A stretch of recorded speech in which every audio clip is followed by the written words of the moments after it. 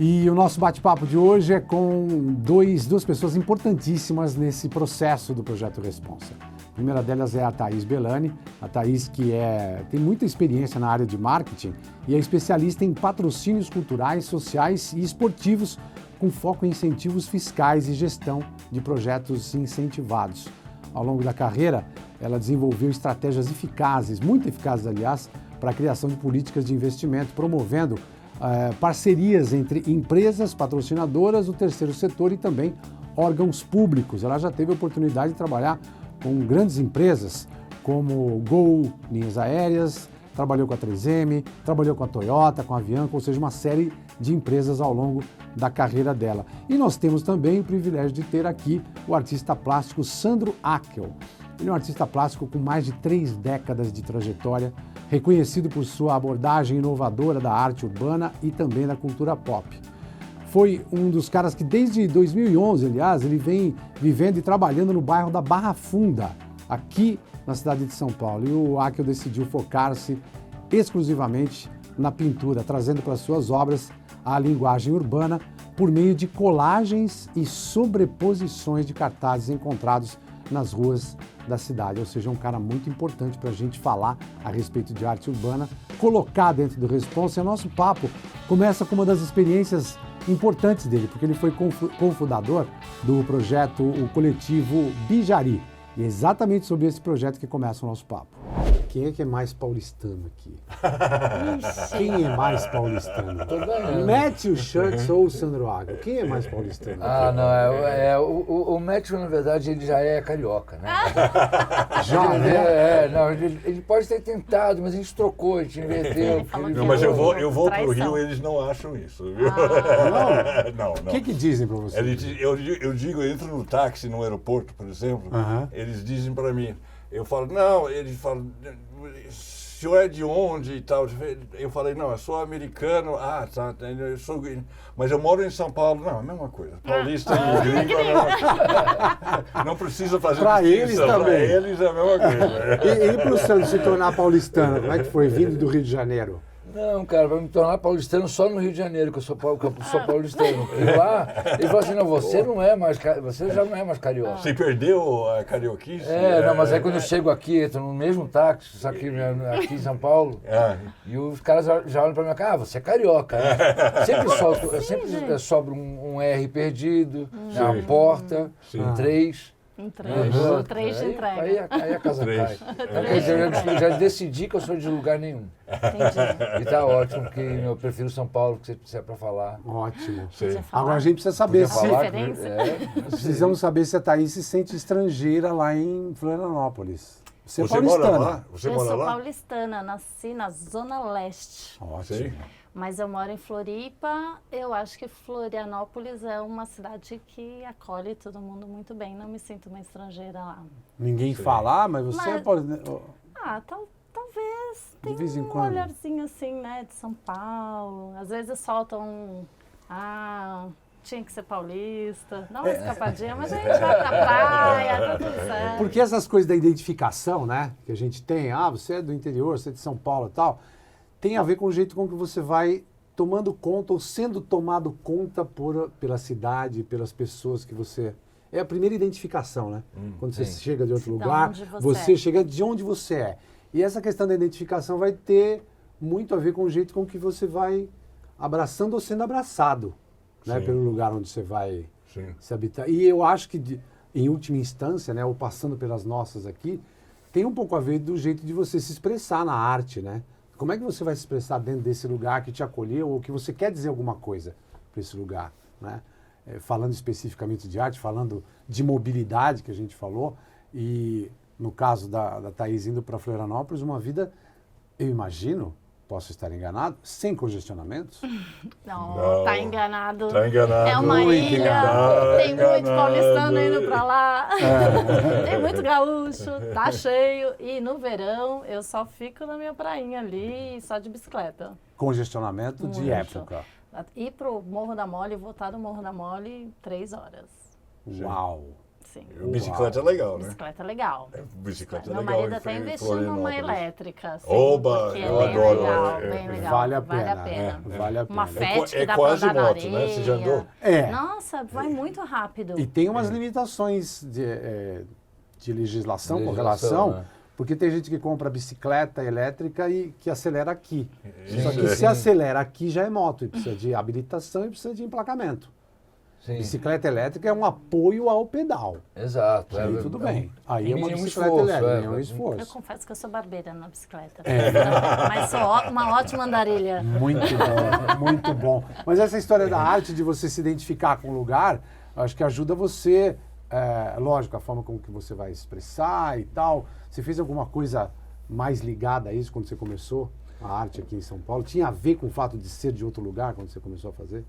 Então, cara, na verdade, assim, a questão da mobilidade, a atenção para a cidade começou mesmo, o olhar diferenciado para isso, quando eu participei eu sou cofundador do grupo Bijari. Uhum. Então, e ali todos Conta eles pra gente arquitetos. o que é isso. Então, era um grupo de estudantes de arquitetura da FAU. Que se você é da juntaram. FAU? Não, eu não. Eu era o único que não era da FAU. Nunca vi isso antes, Quando, nossa. que ano isso, né? Isso é 94. Tá bom. Em 94, 93, 94. E alugamos uma casa perto da USP, ali na região do Butantã. E como todos eles estavam no primeiro, segundo ano de arquitetura na FAU, então, é claro, eles tinham um olhar para a cidade, o lado para o urbano, mobilidade, Claro. habitação, né, a comunicação visual. Mobilidade, a FAO É forte, Não, super forte. E também tinha um lado de design muito forte também. Então, todos eles ali tinham uma carga artística bem pesada, né?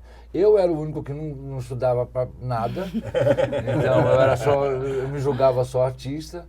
Só que os caras eram realmente muito cabeções, assim, muito cabeção. Todos eles muito inteligentes e com muita discussão em cima dos assuntos até esgotar. Então, como a gente montou, o primeiro grupo tinha 16 pessoas,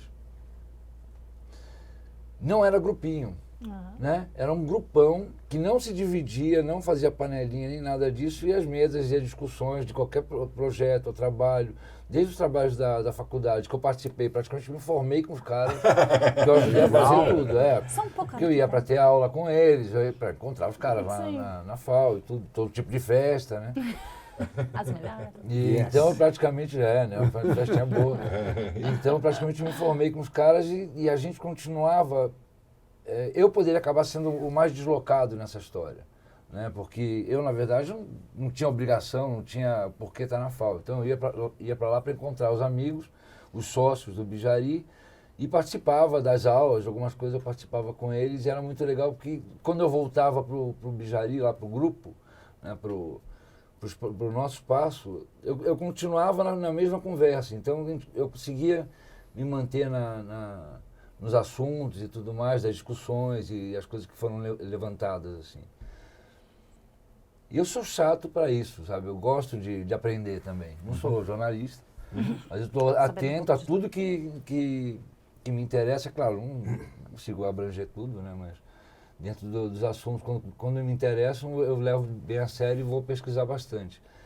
E o meu trabalho de arte acabou de se desenvolvendo muito em cima disso, porque eu pintava quadros, eu tinha sido assistente do Petkov, de alguns outros artistas, então eu já tinha, vamos dizer, uma técnica boa, sempre gostei de experimentar novas técnicas, novas coisas, tinha uma paixão pelo pop art americano, tenho ainda, acho incrível. Gostava de copiar todos os caras. Alguns artistas se menciona de nome? Quais Não, Rauschenberg, Jasper Jones, o Andy Warhol, né? Sim, Sim. Mel Ramos. Sim. E os brasileiros também, né? Tem o Cláudio Tosi, tem o Granato, né? Tem os Petkovs, né? Que são tem alguns ali. E então essa influência toda em cima de mim, que assim, o Petkov, quando eu comecei a trabalhar com ele, eu tinha uns 18, 19 anos. Já? Aqui em São Paulo? Aqui em São Paulo. E foi muito legal, porque de repente eu estava trabalhando com o meu ídolo, né? Eu estava desesperado querendo trabalhar com ele ali. Como você arrumou? Então, eu Foi na tava... sorte.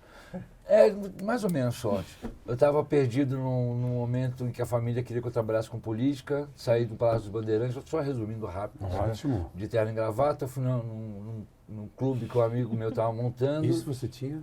18, 19. E quando eu abri a porta desse clube, um cara despenca do andaime. Uau. Aí eu fui tentar ajudar aquele senhor ali, que na verdade o senhor era pra mim naquela época, né? Porque Tá. tinha a minha idade. Hoje eu sou jovem. Eu sou jovem, ele na minha idade, naquela época era velho. Não, esse aí não envelhece nunca, era o André Petkov. Aí ele despencou desse andaime lá, veio falar comigo, fui perguntar, então, queria falar com o André sou eu, não, dono da casa. Chegou lá, eu chego para encontrar esse meu amigo vira e fala assim, não, eu pergunto para ele, quem é esse doido aí, né? Cara, bem louco, né? Imagina, E gente. abriu a porta para mim ainda. Conheceu assim. Aí eu falei assim, não, esse é o Petkov. Eu falei, é? Legal. Eu falei, de terno e gravata. Desci, subi o andaime, perguntei pra ele, posso ser seu assistente? Nunca mais voltei para as Bandeirantes. Nunca Gente, mais. que Que incrível legal, que essa história legal. Aí ele olhou pra minha cara, olhou assim, de terno e gravata, e falou assim? Eu falei, não, vem em casa, troco de roupa e volto. Eu morava no Campo Belo nessa época. Rodei na Marginal, né, com carro, que tava com pressa pra ir voltar. Cheguei em casa, troquei de roupa rápido, voltei lá pra trabalhar com ele, nunca mais voltei para as Bandeirantes, nunca mais voltei pra nada, a não ser o que eu queria fazer da vida mesmo. Que maravilha. legal, que interessante essa história. Então, né, nesse caminho todo, né, todas as pessoas com quem eu trabalhei me ensinaram muito, porque eu não sabia pintar, eu sabia desenhar, desenhava já muito bem, mas pintar eu não sabia pintar. Então, ele que me ensinou a pintar, claro, lavei muito pincel durante acho que uns anos, aí fiquei só lavando pincel, tipo Sim. esses caras que Assistente mesmo. Não, assistente mesmo. Uhum. E foi um período muito legal, foi um período muito intenso da vida, assim. E a casa dele vivia lotada de gente, porque era do lado da MTV. Então todos os grupos, Barão Vermelho, Cássia Eller, todo mundo Vida de estava lá. artista. Todos os Vida de artistas artista. também da época estavam lá, também frequentavam a casa do cara, do André Petkov. Então era muito legal. Né? Esse monte de gente falando, um monte de informação. Você escuta todo tipo de ideia, pitaco e tudo mais, e continua produzindo e aproveita uma ideia boa ou não, né? Até hoje, eu não perdi essa mania, porque quando eu pinto, eu preciso ter muita gente em volta. Olha só. Preciso estar lotado de gente em volta, o tempo todo carregado de gente. Porque eu odeio ficar eu sozinho comigo pintando. Eu sou muito chato. Cri-cri, aí ficou reclamando da minha mãe, né, da vida, aí minha conta. Né? Não tem nenhum projeto legal para entrar. Isso cadê o durante responsa? a pintura. Durante a pintura. Uau. Sozinho. Então, sozinho. Por isso que é bom. Sozinho. Então, Sozinho, mas se tiver gente, você vai Então, ver. eu sempre faço uma festa antes de pintar. Olha eu só. já junto umas 20 pessoas em volta, quase que reproduzindo aquela época. Porque todo mundo ali, do meu lado, tem um lado perigoso no meu trabalho, então não dá para ficar o tempo todo. Mas as pessoas participam bastante, aí umas dão um palpite, outros dão uma ideia que não é tão feliz assim. Então eu vou usando e não atrapalha em nada a minha produção. Esse processo criativo é bem diferente do clássico, do que a gente imagina. É um artista, como a gente ouviu e viu, isolado, dedicado totalmente a expor e a exprimir o que ele tem, né, de intenção, que é colocar parte dele mesmo ali num lugar e ser isolado para ele poder fazer isso. Você faz a mesma coisa, só que com muita informação. todos os inputs que você puder. Você vai filtrando e vai colocando aí. Exato. Então começa com Petkov, depois vem o Bijari que uma avalanche de gente em volta também, o tempo todo cada um dando uma ideia. Você aprende a a encapsular, vamos botar assim, encapsular o seu ego. Se você vai fazer um trabalho em grupo, você não pode ter um ego. É verdade. Você tem que ter uma informação, uma ideia, uma sugestão, agregar para o todo. Né? Eu fiquei 18 anos lá com essa turma e a gente ficava 18 horas por dia. Maior idade. Sim. 18 horas por dia. Nem minha mãe passou tanto tempo comigo. É muito 18 anos. intenso, imagina. Não, era bizarro. Então, eu sempre fui muito rodeado de gente, sempre soube me rodear de gente com capacidade que pudesse me acrescentar alguma coisa. Então eu sou muito feliz com relação a isso, né?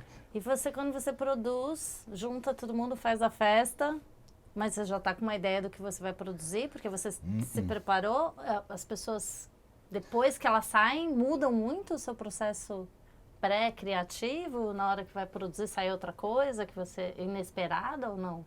Não, então, é sempre inesperado. Sempre. Eu começo com uma ideia, mas o meu trabalho hoje, na verdade, eu dialogo com o material que eu tenho. Então, esse de hoje é com Lambi Lambi. De hoje já faz muito tempo, já tem uns 20 anos essa brincadeira. Mas eu vou para a rua buscar o papel. Quando eu vou para a rua buscar o papel, eu não tenho a menor capacidade, é impossível, na verdade, imaginar até assim, a colagem que está na rua, que é o que me interessa, que é a vida da cidade, o que acontece com a cidade. Era uma super comunicação, né, os outdoors que a gente tinha em São Paulo, Lambi Lambi, é uma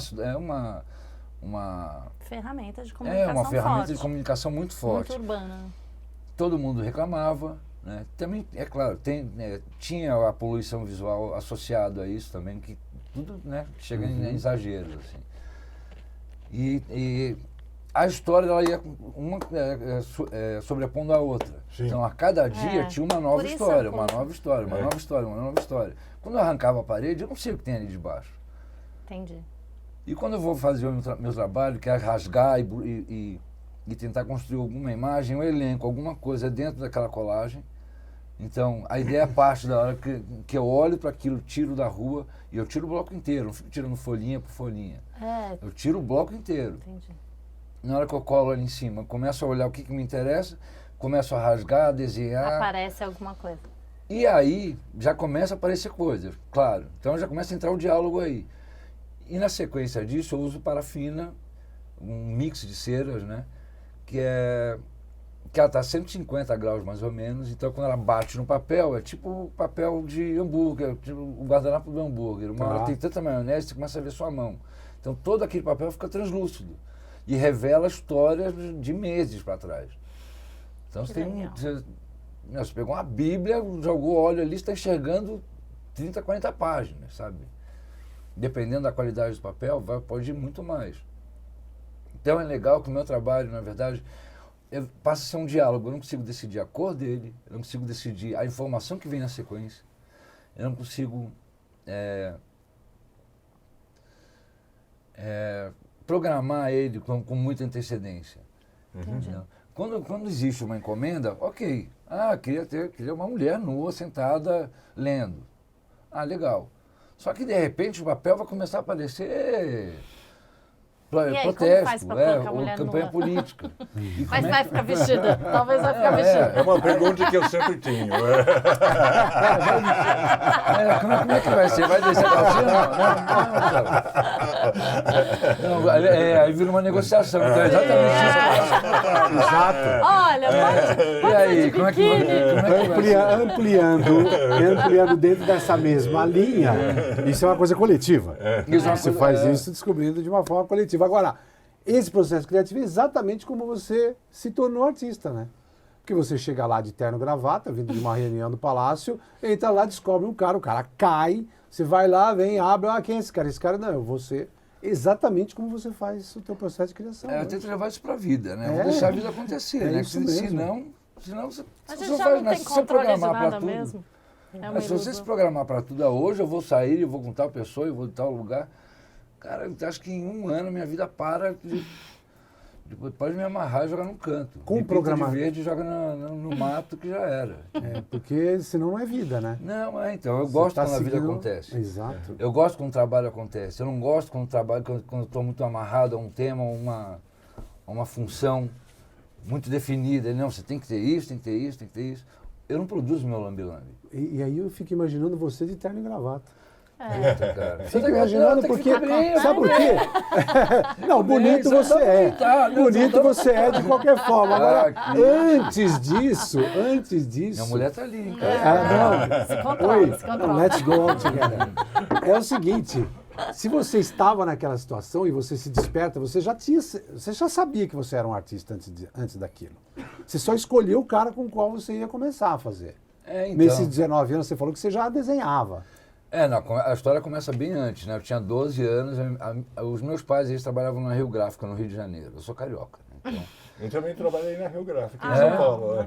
em São Paulo. Em São Paulo, isso. Só que isso era, sei lá, 70, nesse período de 68 a 70, eles trabalharam lá e se conheceram lá. Meus pais tinham muitos amigos artistas, né?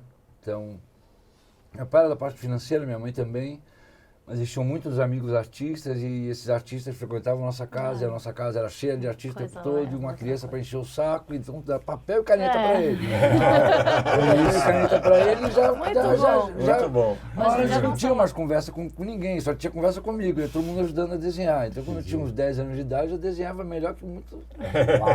Eu desenhava tão bem quanto alguns deles. Assim, Os convidados. Isso não era um problema para mim.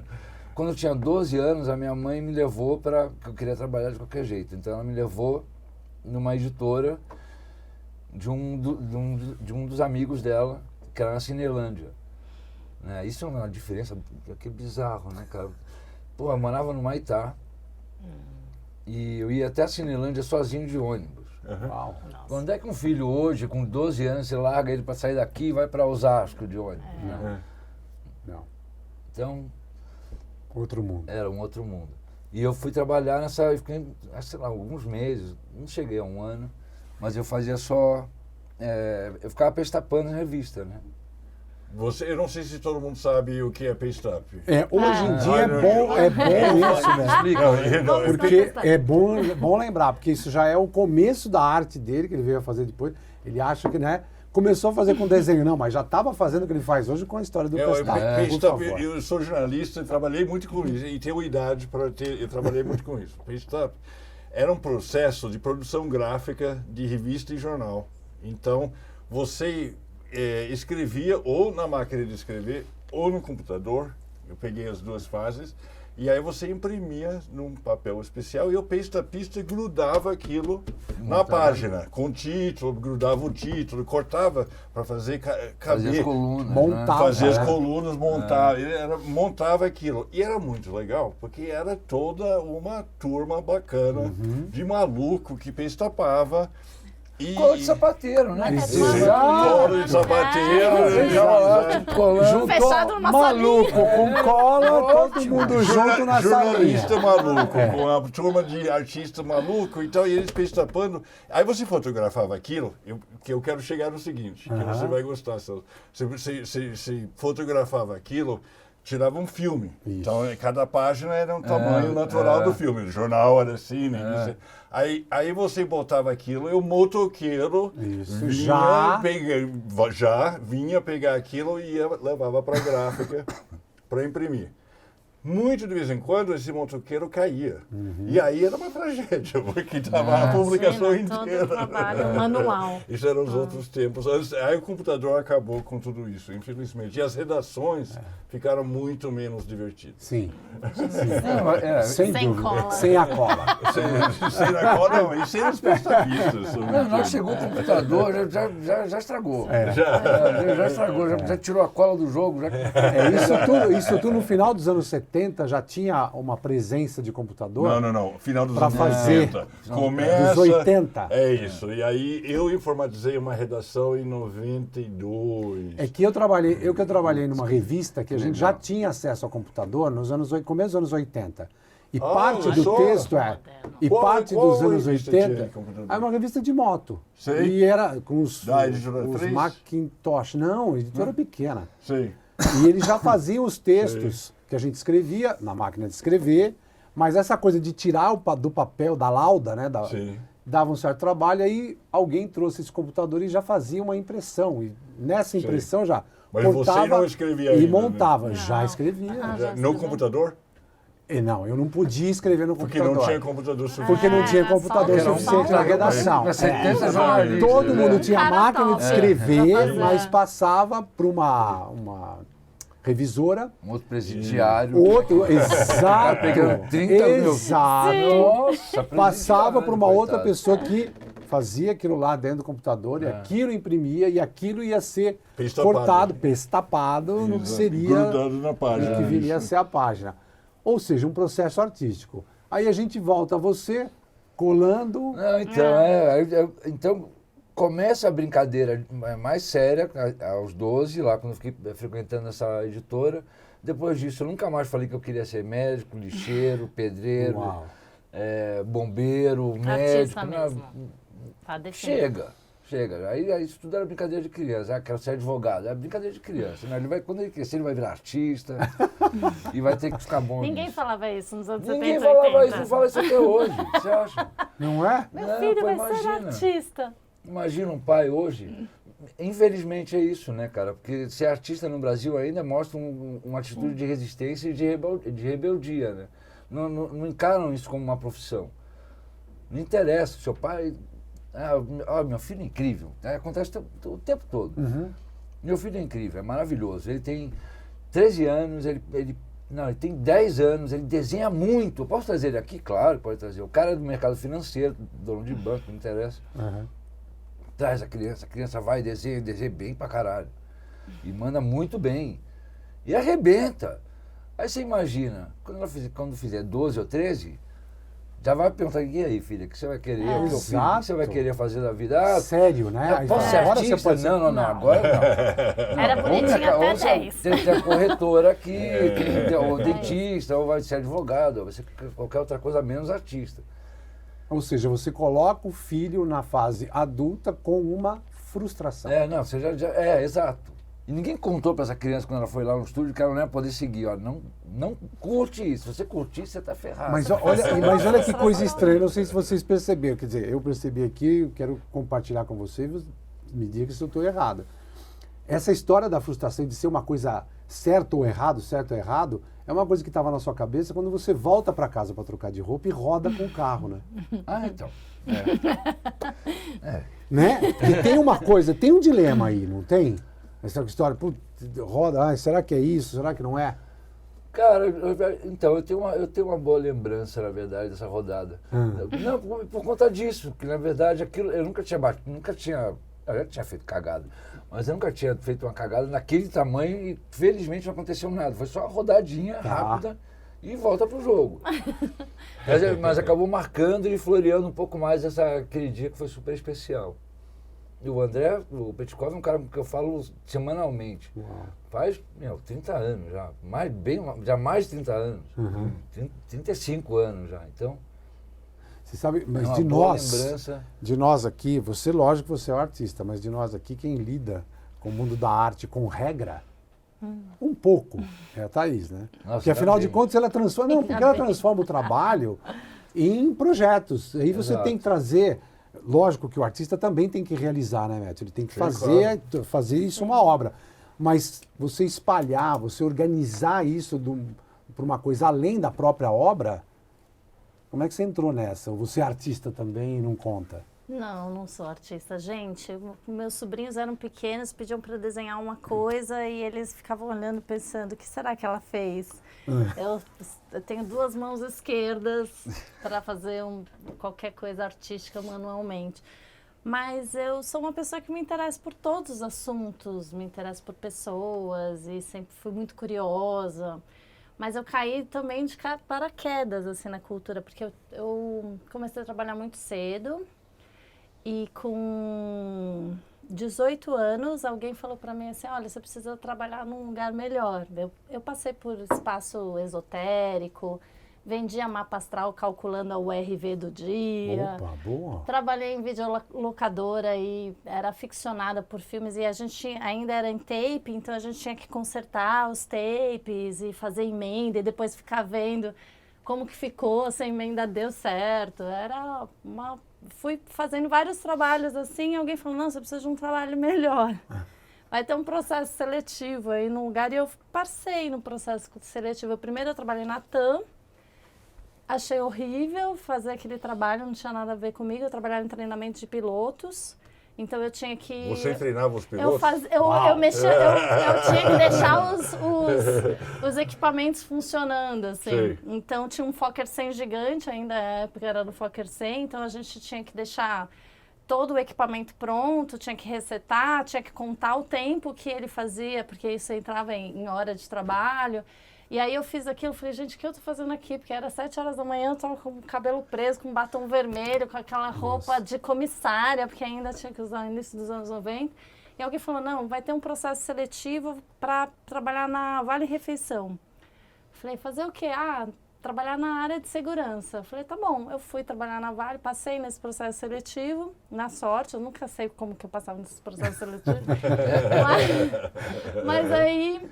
o João Marcelo Bosco, ele estava começando a fazer a trama, e ele começou dentro da Vale Refeição, porque o André Scheinman disponibilizou uma sala lá para ele, e quando eles foram para o primeiro estúdio, ele me convidou para ir trabalhar com essa primeira equipe, assim, então foi a primeira vez que eu fui fazer isso, foi... não sei que ano foi. Enfim. Não, a gente não precisa Final dos anos 90, eu acho, já. É. Daí quando eu cheguei lá na trama. E aí foi a primeira vez que eu trabalhei E dentro a de trama, um estúdio. explica pra mim o que A trama é uma gravadora. Tá. Né? Então, o João Marcelo Bosco, ele é filho da Elis, né? Sim. E a Elis tinha planejado ter essa gravadora. E ele foi uma continuidade do sonho dela. Ele montou a gravadora e tinha uns selos independentes e a gente foi trabalhar. E aí era tudo pequeno e a gente fazia um pouco de tudo. E foi a minha introdução assim na cultura, mas trabalhei em várias empresas até então.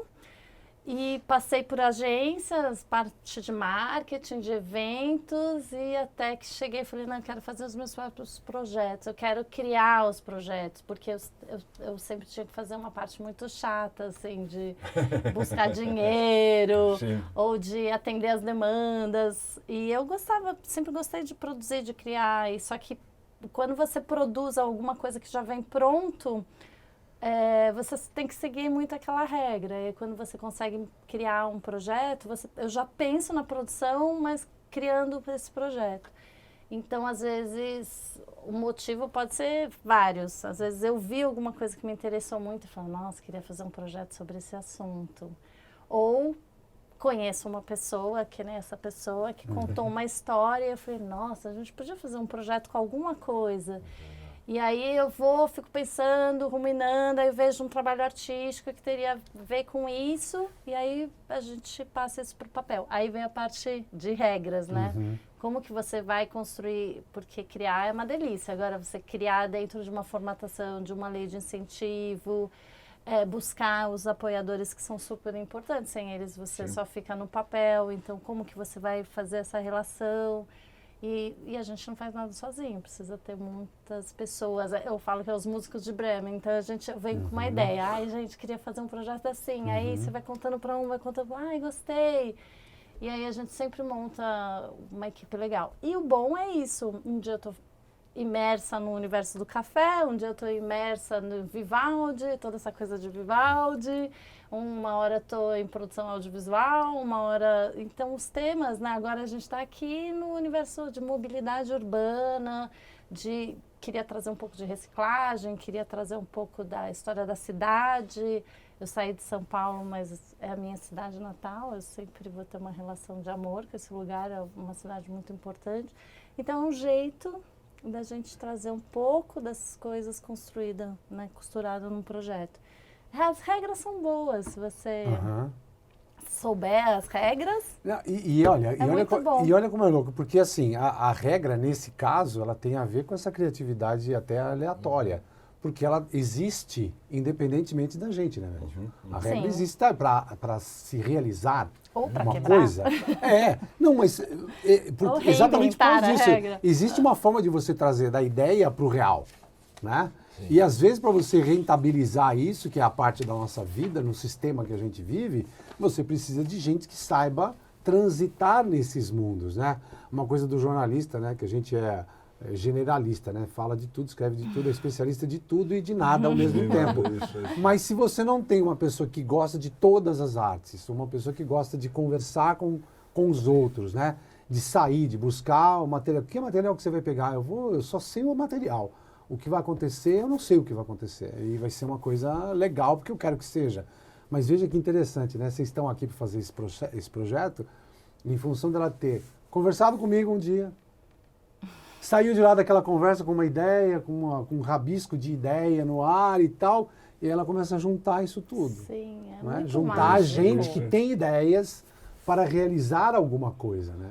Isso É é o mais louco. incrível. E não, e sem muito apego, porque assim, eu acho super importante criar a ideia inicial e desenvolver para você, de uma forma prática, para colocar isso acontecer, senão a gente se perde no mundo das ideias. Mas quando chega uma pessoa nova, você está aberto a o que você vai trazer para o projeto. Eu não posso estabelecer, quero uma obra, não vou pedir para fazer uma mulher pelada lá no... Não é o caso. Oh, Ou mas um se homem. desenha bem, pode... Mas, É mas a Eu sou gente, ambidestro. quando a gente Pode desenhar monta, aqui, né? quando a gente está criando o projeto e está montando aí esse grupo de pessoas, a gente quer pessoas que tragam mesmo ideias. Eu gostaria de fazer isso, mas eu pensei isso, eu vi o espaço, eu vi isso. Às vezes, muitas pessoas falam, mas assim é muito mais difícil. Às vezes porque são muitas pessoas interferindo e você chega num momento e você fala, eu preciso fazer o negócio acontecer. E às vezes não é muito agradável você chegar, né, e dar falar, gente, voltando aqui para a Terra, a gente precisa fazer. Mas é importante ter esse desapego com a criação inicial. Às vezes vai transcender, e quando transcende sempre é para melhor. Sim. Porque não tem como você pré-definir tudo e fazer essa ordem tanto. Você pode organizar um pouquinho, porque existe uma regra, mas você pode deixar um pouco aberto para vir coisas boas, para chegar. Senão você fecha, e aí você não está aberto para receber um artista diferente. E aí, quando a gente faz os projetos e envolvem outras pessoas, né, no Projeto Responsa a gente tem uma equipe grande, eu sinto essa necessidade de falar, mas contou o que é a ideia? Contou o que é o projeto? Eu realmente gostaria que as pessoas acreditassem na ideia, né, entendessem essa ideia para ela sentir a vontade de colaborar de alguma forma, porque sempre fica melhor. E às vezes tem umas surpresas no caminho. Vida de produção não é fácil, dependendo da cidade, então fica mais difícil. Mas sempre é para melhor. E pelo menos a gente tem muita sorte. As nossas produções estão aí há 12 anos acontecendo. Em 12 anos mudou muita coisa. Tivemos muita surpresa, mas sempre era para melhor. E a coisa de estar vivo, né? Aquilo que você falou. Sim. Está vivo, a vida está acontecendo. A vida está acontecendo, exato. Ô, Sandro, você está na Barra Funda, né? No bairro. Sim. Como que você chegou lá, de Butantã? Você estava no Butantã, pelo que eu entendi. Não, então, Campo existe uma peregrinada pela cidade. Já começou essa história do Bijari no Butantã. O próprio Bijari mudou de bairro algumas vezes. Uma hora foi para Vila Nova Conceição, já achou uma casa lá. E era meio do caminho de todo mundo que morava. Assim, porque era muita gente, então a gente tinha que achar um ponto de ligação. Não dá para arrastar todo mundo para o outro lado da cidade só por causa de um. Então, aí teve a Vila Nova Conceição, depois a Vila Madalena. A Vila Madalena incrível, né? Também eu assisti um pouco essa mudança da Vila Madalena do que virou agora, né? Do que era. Então, onde ficava na Vila Madalena? Ficava quando a gente mudou para lá, era na Rua Rodésia. Sim. Lá embaixo, na parte sem saída. No mangue. Sim, no mangue. Foi pântano, né? Foi pântano. Aí depois ali, aí teve a Padre João, onde está até agora, a Padre João Gonçalves, que é a continuação, é uma travessa da Inácio. Sim, ali. tá. Uma travessa da Inácio.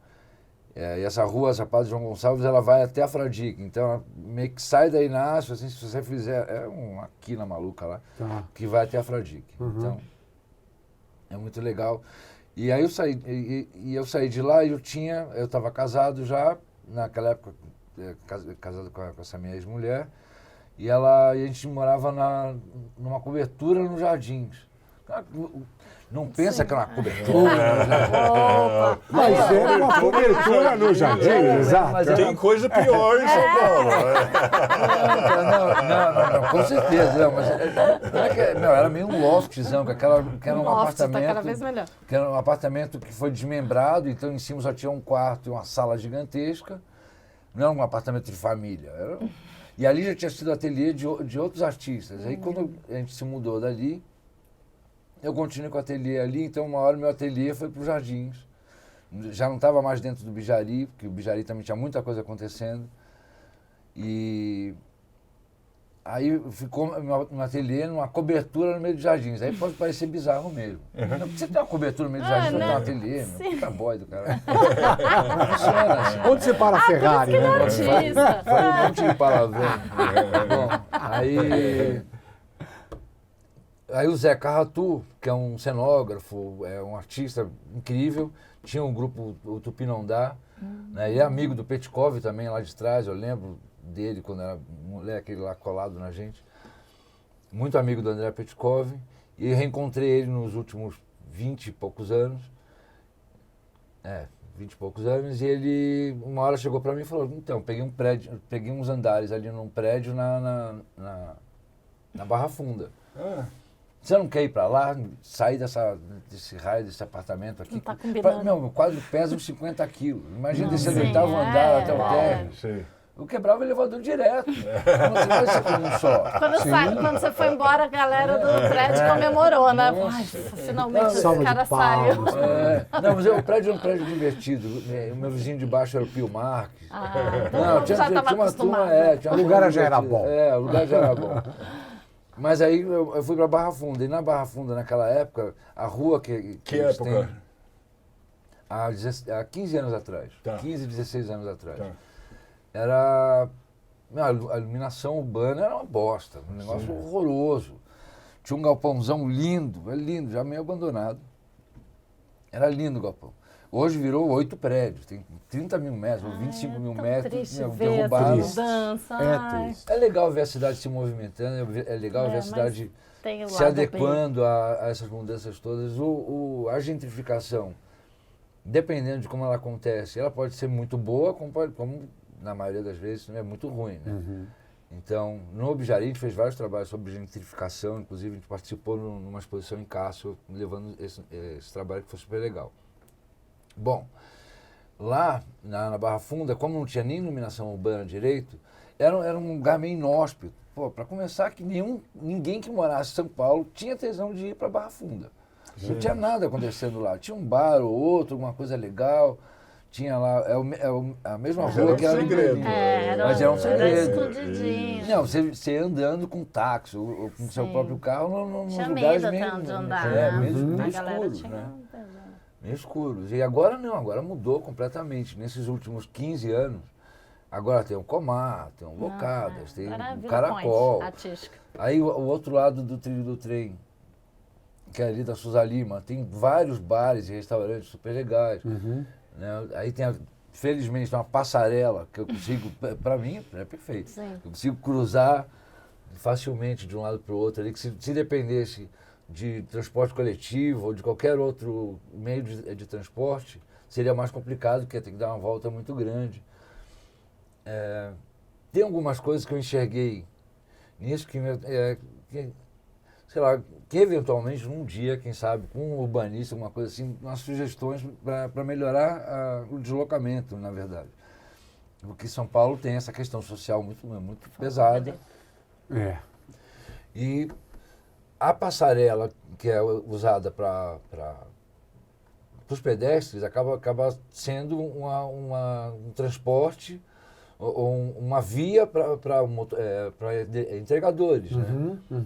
Na pandemia, era uma via de motoqueiros, de ciclista e tudo mais. Perigoso andar na passarela. Pois é, Não, agora, tenso. você vê nesse ponto, você fala de uma coisa que pra gente aqui do projeto tem tudo a ver com a história que é a mobilidade urbana, né? Está num bairro que tem um processo de crescimento natural, some um galpão bonito para virar um monte de prédio, as ruas continuam do mesmo tamanho, igual. você coloca mais 2, 10, 15 mil pessoas dentro de um bairro, o trânsito fica horroroso e a gente continua precisando levar as coisas de um lugar para outro. Continua sendo necessária a comunicação de pessoas e de bens, né? Sim. Ou seja, a Serviço, mobilidade, né? o serviço, tudo. Você falou de pandemia, a pandemia foi o período em que a gente mais teve o crescimento da população que teve de buscar na motocicleta não só mobilidade, mas forma de vida, forma de ganhar dinheiro. Sim. Né? Aumentou muito. Como é que você vê a motocicleta dentro desse cenário? Porque, assim, se a gente for falar das coisas em transformação o tempo todo, né? Vivo o tempo todo. Esse cara de moto é, como a gente costuma dizer, o sangue da cidade, né? Que transporta esse oxigênio que faz acontecer. Exato. Esse ruído desse motoboy, desse motociclista, o que vira, ou o que pode virar numa obra de arte? Nessa coisa que está sempre viva. Então, cara, é que à medida que a gente foi conversando aqui, comecei a lembrar de várias situações e ficaram meio que pincelando só na cabeça, né? De momentos que, quando a gente falou da época das revistas, né? Gestapo e tudo mais. Sim, sim. Teve a época dos estúdios fotográficos, né? Sim. O pessoal ficava lá e dependia do motoboy para tudo. Pra tudo. Para tudo. Até para trazer um tubo de fundo, né? Aquele papel de fundo. Então, a lembrança da importância quando literalmente se estabeleceu essa função, né? Esse serviço, que é um serviço. É um serviço. Que não é mais uma coisa alternativa, não. Ela é registrada, isso existe como função mesmo. O cara é motoboy, não é que é motoboy por apelido, não, é motoboy porque ele trabalha com isso, ele é um profissional disso agora. Ainda tem essa questão do lado mal visto, né, pelas pessoas que... As mesmas pessoas que consomem esse tipo de serviço reclamam desse tipo do profissional. Mas por quê? Eu acredito que o porquê, na verdade, já se perdeu, porque eu já não vejo mais problema. Eles já não são mais, já não é mais uma coisa clandestina, uma coisa sem regra, que era só um caos no meio do trânsito, que criou uma fama, né? O que eu lembro, e a situação mais recente, isso que eu estava falando com relação à passarela, que é assim, aquela passarela, primeiro, não tinha ninguém na rua. O cara, para fazer uma entrega de um restaurante colado ali no trilho, do outro lado do trilho, até o meu lado... Ele está vendo, né? Está vendo, está ali. Está vendo, tem uma passarela aqui. Isso. Ou 3 quilômetros, ou uma volta de 3 quilômetros. Não, é 3 a 4 quilômetros. Um rolê gigantesco, é claro. Se ele fizer certo, né? Se ele fizer cagada e ir pela contramão, ele chega um pouquinho mais rápido, mas a passarela era um convite. Mas a passarela era perfeita. E, na verdade, por que não? Porque, primeiro, na pandemia, pegaram aquele galpão de 25 mil metros e transformaram em mais 8 prédios. Aumentou, sei lá, 5 mil pessoas, 3 mil pessoas naquele pedaço. Vamos tentar facilitar o serviço que interessa. Hoje, a passarela tem lá botaram um curral. Pelo amor de Deus, deixa os caras continuar passando. Nunca me incomodou. Porque eu sei da importância deles. Do mesmo jeito que eu dirijo o carro e sei que eles têm que... não vou ficar olhando para a cara deles e falar assim, você está me atrapalhando, você está me assustando, você está buzinando. Não, você está entregar para alguém, do mesmo jeito que eu precisei de você um dia. Quer dizer, existe a necessidade disso, o que não tem é diálogo ou atenção. Então, vem a carga emocional da raiva do motorista de carro, né? Vem a sensação de descaso, não é descaso. Afinal de contas, nunca foram respeitados, vão começar a me respeitar agora, então não sabe se o motorista está numa boa com ele. Então já vem com aquela carga, que esse cara... reação, né? É assim, você saiu, agora você está lutando contra um monte de gente. Então você está dentro do carro. Não, você está andando coletivamente. Tudo tem que andar reto, tudo tem que andar dentro de uma regra. As coisas funcionam e tem um porquê estar ali. Que a gente falou antes, ninguém saiu de casa porque queria gastar gasolina, não tinha nada para fazer, vou pegar um trânsito aí. Não, porra. Não é? Então vamos fazer a coisa acontecer. Agora, tem necessidades que eu vejo na cidade que podiam ser resolvidas facilmente, de acordo com que a cidade cresce, para melhorar determinados serviços que não existiam antes com tanta intensidade. Ou agora, já que está super profissionalizado isso, tem que ter a consciência da segurança, você expor também esse profissional. Ter que fazer um rolê gigantesco por conta de um hambúrguer. Não, se tem um caminho, se dá para fazer faz outra passarela só para ciclista e Você sabe que motociclista. eu acho que o Responsa, o projeto, tem a ver com a percepção de que a cidade precisa de um monte de coisas que ela tem. Ela já tem. Mas ao não perceber um cara como um motociclista, um motoboy, o que a gente está fazendo? A gente está tentando colocar ele dentro de uma regra na qual ele não cabe, ou a qual não consegue atendê-lo. Então, assim, você fala dessa ponte. Cara, o cara tem uma motocicleta que tem uma largura tal, que tem uma habilidade tal, que pode fazer isso, por que não? E aí a regra diz, só vai te dizer assim, porque não pode, porque lá nós pensamos em colocar só pedestres. Tá, então por que vocês não pensam um outro tipo? E sabe por que não pensam? Porque não existe um cara que pense e que tenha tido a experiência de andar de moto ou de precisar fazer uma entrega. Quando a gente faz esse projeto e convida artistas como você, é para fazer com que pessoas do seu meio e de mais ainda comecem a perceber que existe uma vida em cima da motocicleta, que é legal você perceber as necessidades disso, porque o motociclista já faz parte do seu dia a dia. Porém, parece que ninguém viu. Exato. É o que a gente sente quando a gente vê a motocicleta sendo vista como desse jeito. É uma coisa ruim, né? Eu te falo em primeira pessoa como motociclista. Você chega com qualquer roupa com um capacete na mão. Você, em qualquer portaria, eu não vou dizer que você é maltratado, mas você é olhado de um outro jeito. Já existe uma discriminação. Já olham para você e falam, olha, a doca do prédio é lá no fundo, viu? Então só toca na outra porta. Você vai entregar, deixa só aqui que... Não, né? Eu posso ter utilizado a motocicleta por conta de todas essas facilidades dela na via para chegar mais rápido numa consulta médica, por exemplo, né? Posso ter dado uma consultoria, por que não? Né? Exato. Os teus amigos arquitetos podem estar lá com um projeto e atender um cara, mas ele foi de moto. Qual o problema? Mas a cidade e as pessoas e a sociedade não veem ainda dessa forma. E é interessante quando a gente puder ter uma exposição, ter um lugar específico, né, no nosso caso, ou extrapolar esse lugar, para que as pessoas vejam a motocicleta com, olha, esse é só mais um cara da cidade, é só mais um cara como você que está indo fazer uma entrega. Faz isso lindamente. Lindamente, que é para tocar aquilo que você falou, a questão da emoção. E tocar pessoas diferentes, né? Não a só arte um tem nicho. Função, né? A arte tem uma função. Sim. Tem uma função, vamos facilitar e vamos usar ela do jeito que tem que ser usada. Né? No momento agora, nesse momento, a imagem que eu estava imaginando fazer para esse projeto está começando a mudar um pouco.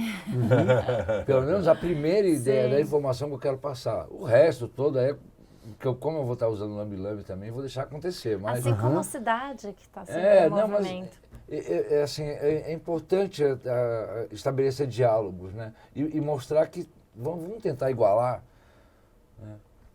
Tem pedestre, tem ciclista, tem motociclista, tem motorista, tem motorista, tem gente que precisa de uma calçada decente para andar com cadeira de roda. Não, pelo amor de Deus. Por favor, né? A segurança isso é mobilidade também. A acessibilidade é lógico. A gente tem que aprender com Bom Retiro, que eu não sei se Bom Retiro tem calçadas ótimas. Não, é ótimo. É maravilhoso, é muito bom. Então, o que eles fizeram lá que não faz do resto não da precisa cidade? nem ser cadeirante, né? Pois é. Não, então, lá na Barra Funda, naquela região que eu estou, as calçadas são ótimas, as ruas são largas, tem ciclovia para tudo quanto é lado. Toda vez que vão recapear, fazem um morro diferente para torcer quer dizer... Tava bom! Mas aí entrou alguém, pegou a casa, reformou a casa, arrumou a porta de entrada, fez uma rampa para o carro para fugir da inundação, que já nem tem mais tanto. Mas já levanta o negócio. Falei, gente, vamos prestar atenção, vamos tentar dar uma padronizada, porque a calçada é larga. Vamos tentar manter assim, senão então, quando a prefeitura vier... em todo mundo, né? Não, só no pensar seu em todo carro, mundo. mas na pessoa que precisa... Na calçada. Não, tem calçada que tem azulejo. Então, Que lindo, né? eu vejo É umas lindo. quardósias. Eu falei, nossa, não posso andar e morrer. Tenho 53 anos de idade. Quando eu piso naquele azulejo, e olha que eu sou jovem, eu não sou velho.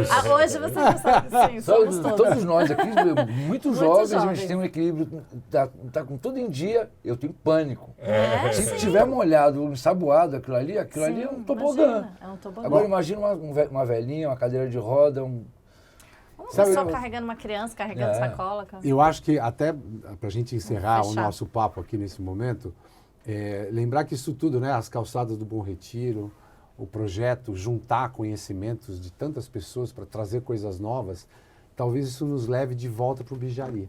Ou para uma ideia básica, onde as pessoas tenham, todas elas, poder de fala. sim. Poder dar opinião e falar assim, ó, a gente pode fazer desse jeito. Porque hoje a gente está preso, cada um dentro do seu quadradinho, né? Dentro do carro, Exato. que eu não tenho visibilidade, dentro do capacete, que eu não consigo ver um pouco mais, né? Não tenho uma visão tão aberta. O que a gente precisa é mais Bijari para a Os mobilidade caras vão urbana. adorar isso. Ótimo. Adorar esse videocast. Por mim tá tudo Para certo. pensar a turma do cidade. Bijari, aproveita. É verdade, para pensar a cidade.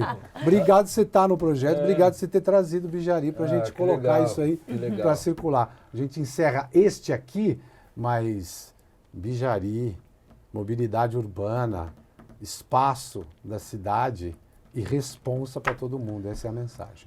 Ótimo, maravilha. Prazer estar nesse projeto com vocês. Obrigado, Celso. Obrigado, Thaís. Obrigada. Obrigado, Matthew. Incrível. Obrigado. Muito Não vejo bom. a hora de realizar isso e já mostrar para todo mundo que a gente pode fazer melhor Então vamos. e fazer muito mais, né? É isso. Agora, tudo fica nas mãos do Felipe. Tá dando graças a Deus que acabou.